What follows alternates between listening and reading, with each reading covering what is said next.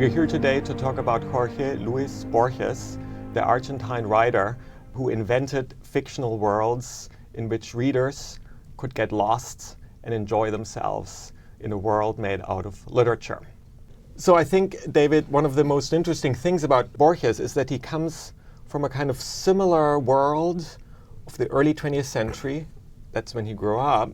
A world composed of literary movements and revolutions, of small journals and manifestos in which groups of writers tried to change the way they were doing literature and tried to revolutionize culture, literature, and politics at the same time. Mm-hmm.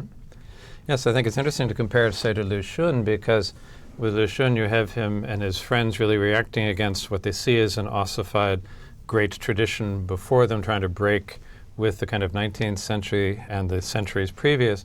For Borges, it's a bit more like this provincialism of the 19th century that he and his friends want to break with. He gets caught up in that world primarily in Europe when he finds himself sort of stuck in Europe during the war and gets sort of caught up in that European moment of movements and manifestos. It's particularly intense in Europe, I would say. And then after the First World War, back home in Buenos Aires, he gets involved as a founder of this extremely important magazine, Sur, which is very much a world literature magazine, particularly emphasizing France and importing French culture, but really a culture from around the world. Borges himself translates from English. He reviews Japanese books, very widely reading. And Sur becomes this place to sort of recreate Argentine literary culture on a global basis. So it seems to me that's sort of a new phase. So in Europe, he's part of the ultraists movement and journal, which is more the kind of European revolutionary avant-garde world where manifestos are issued and all kinds of things are being changed.